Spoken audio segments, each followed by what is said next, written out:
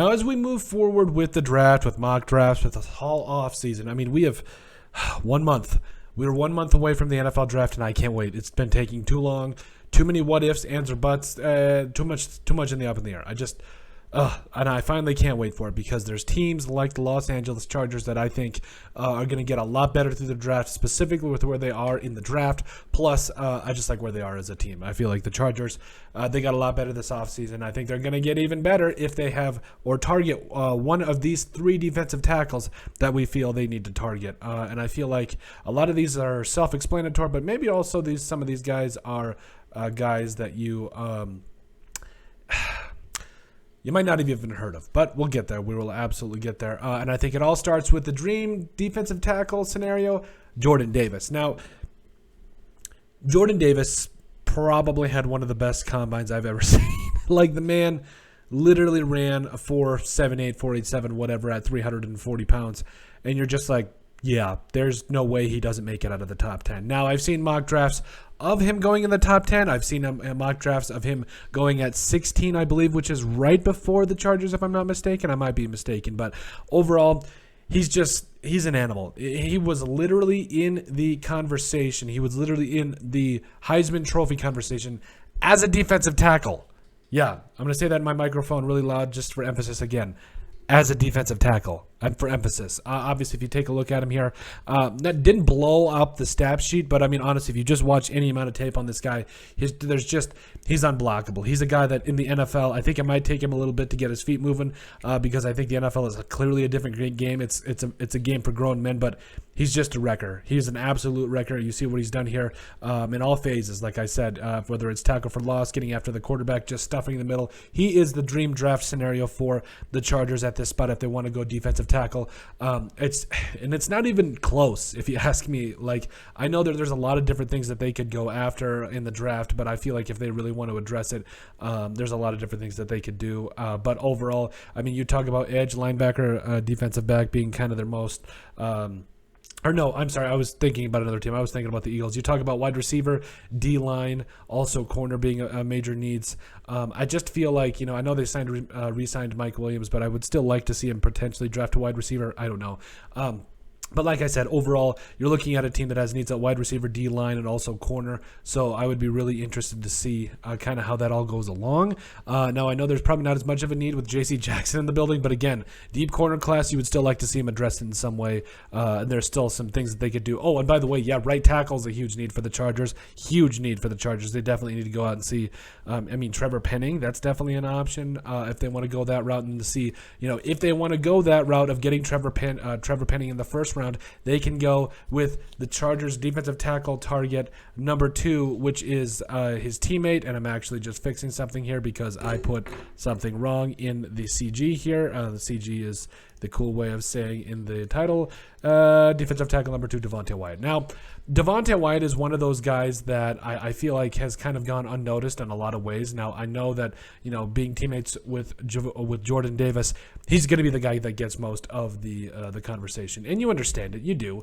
But don't get me wrong. Devonte White is just as much of a stud as a guy like Wyatt Davis or Jordan Davis. Why do I say Wyatt Davis? That's the Vikings starting. There's too many names, okay? Two stud defensive tackles that played for Georgia that won a national title last year. But a guy like Devonte Wyatt, if you just take a look here, similar kind of production to a guy like Jordan Davis, but not necessarily the impact.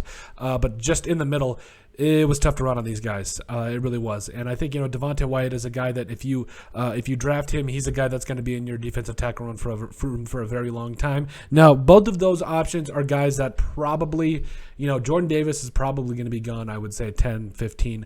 Devonte Wyatt, you could probably trade down and get him at like 20, 22. But overall, I just don't know. I feel like if they want to go Trevor Penning in the first round, that's fine. Devonte Wyatt's probably going to be another first-round guy, but if they really want to go Trevor Penning or whoever they want to start at right tackle, another guy I think that they could consider is a guy that nobody has been talking about and has been an absolute travesty. I mean, it's baffled me. Now, Travis Jones is a guy that I think that needs to be their defensive tackle target number 3.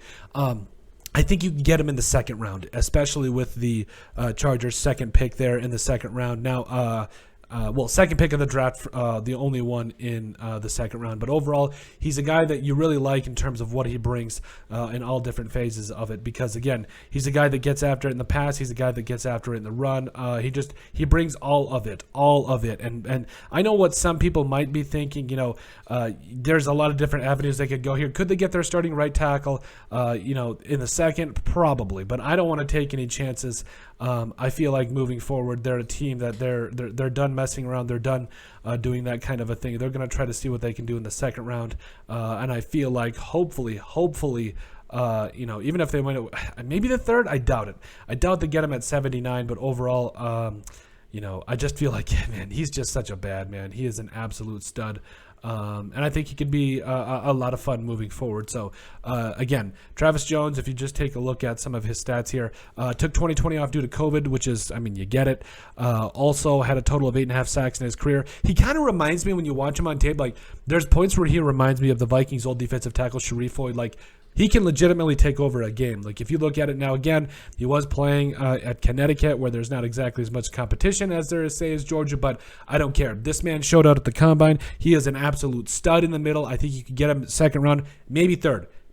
So we'll see what happens there. But if you get him in the third, you literally dance out of the room doing an Irish dance or whatever dance you want to do, because he's that guy that you can get in the later rounds that will make a big difference and will do a lot of good things for you on the inside there. And I'm excited to see what they do, because there's options. Guys, we didn't even touch on guys like Perion Winfrey, Noah Ellis, what was it, Hill or Hall out of Houston, excuse me. Like, there's a lot of different things they could do here, and I would be really interested to see what who they come away with, because no matter who it is, I feel like they're immediately going to get a guy here in the first 3 rounds, or they have the opportunity to get a guy here in the first 2 rounds that can immediately make a huge difference for them. But let us know what you guys think. Those are our 3 defensive tackles for the Chargers that we think that they should definitely take a flyer on, or at least take a serious look at. And there we go. There's the rest of it. Let us know what you guys think. Make sure you guys like and subscribe down below. Leave a like and a comment. It helps people find the show. We greatly appreciate all the support that we've gotten and continue to get. You guys are all truthfully awesome. We love every single one of you. In the description down below, you'll find all of our social media platforms, so give us a like and a follow there. Also, remember to give us a listen and sub on iTunes. And finally, if you have anything else you'd like us to cover, send us an email at thesportsbp@yahoo.com, or put in the comment section down below, and we would love to cover it. But let us know what you guys think about our segment on 3 defensive tackles that the Los Angeles Chargers need to target in the 2022 NFL Draft.